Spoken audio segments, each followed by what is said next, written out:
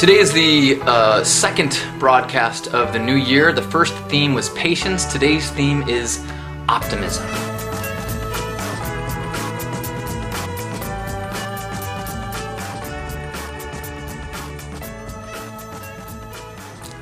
Sometimes people think of optimism as not facing reality, as only seeing what's good, and they will make arguments as far as what reality is.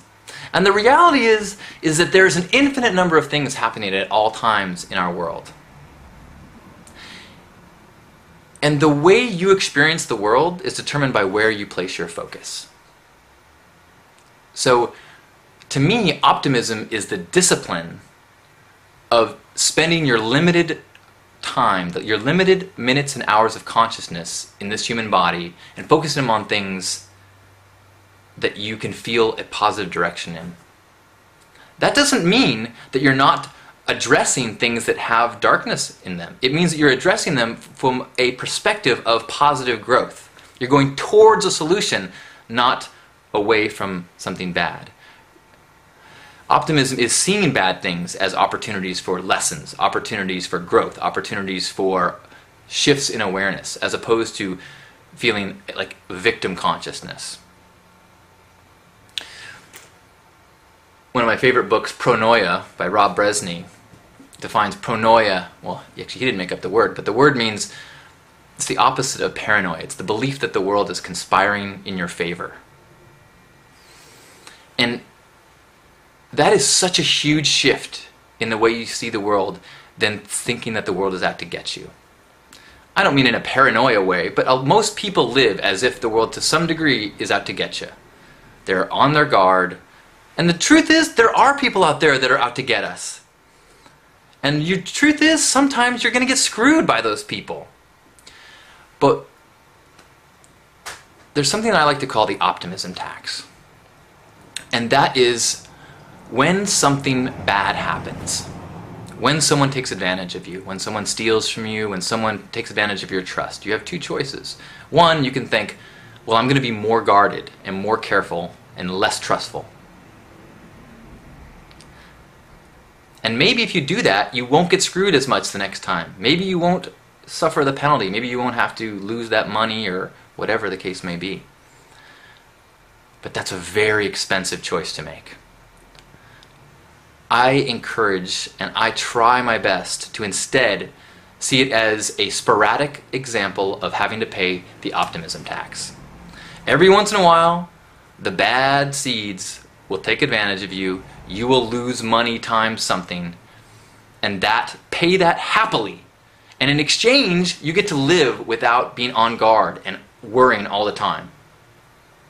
Now that is a priceless thing to get in return. If all you have to pay for that is the occasional camera or wallet or whatever, that is a bargain. Because living in a world that is full of light, that's full of love, and full of wonderful people, that is something you cannot buy unless your mind can see it that way. And when your mind starts seeing it that way, when you have that optimism, then you find examples of it. That's what you see in the world. You find examples for whatever it is you're looking for. That's why the political discourse in this country is so ridiculous. Because once people decide what they want, they believe, and then listen to things that back that up. And build up these more and more black and white things. So before you decide, before you believe the world is this way or that way or this way or that way, remember, it's not anything. It is judgeless. Nothing is good or bad, but thinking makes it so, says Shakespeare. There is an infinite number of things. Where you focus your energy makes all the difference. So before you create a shell of judgment, a shell of fear, a shell of clickety-clack, clack, clack that the world is going to clack against you with, instead say, you know what? The world is also fuzzy and loving and amazing and supportive and caring. That's the world I live in. Everything else is an exception. So that's the world I live in. That's the examples I'm going to see. And start noticing that. Start noticing that in people, in yourself. Give yourself credit when you take that road, when you see that thing. And you start to notice it more, and you start to notice it more. It's just a practice. They're both happening at all times. And where you practice, where you put your attention, that's part of the law of attraction concept. More than the, I want a Porsche, bling! It's the, I think about love, I think about positive things, I think about goodness, and then that's what you notice in the world. And then your world is that. And then maybe the Porsche will come.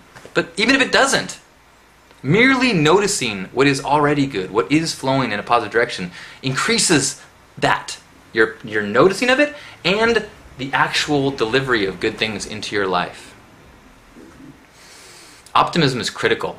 I don't really care what religion people are. I don't care what faith they are. I do care if they're optimistic or not. Because pessimism, it's like by choice saying that I want to enjoy the world a little less. I want to focus on the things that make me unhappy. I want to live. I want to bring into my now moment possible negative things and poison my perfect now with these possible outcomes that could be bad. That is, I'm not big on saying that's doing it wrong, but that's doing it wrong. And if somebody says you're just not facing reality, say, the reality is our planet is the perfect distance from the sun to allow life. The reality is my body is healing itself right now. The reality is I have a roof over my head. The reality is, the number of things going right is shocking compared to the things going wrong. In fact, there's so much going right that it's overwhelming, and so that's why our brains and our news studies focus on the 0.0001% that goes wrong, because that's the only thing, that's something that you can actually finitely discuss. Once you start talking about what going is right, it's overwhelming. But that's the place we want to live. We want to live in that place of being overwhelmed by all that goes right. That awe, that mere, I need do nothing and merely be witness to this miracle of a planet that is just photosynthesizing and growing and evolving, and water and evaporation and children and laughter and... How can you not be optimistic? Well, I know how you cannot. Because there's all sorts of forces that are, media especially, family, socializing, that tries to convince us, tries to shape our patterns into more negative ways. Marketing, or manipulation, is very, very invested in you being pessimistic. And then they break you down into pessimism and then offer a product as a way to fix that solution. But not fix it forever, because then you won't keep buying. That's why we need to practice. That's why we need to join one another. That's why we need to have support groups. Not support of the negative things, support of the positive things. Reminders of the gifts. Thank you for being one of the gifts. Thank you for being open to the miracles everywhere. Thank you for being open to awe, to being willing to pay the optimism tax occasionally, to seeking an awareness of pronoia, and settling into this gift of this now moment. Namaste. You only live once.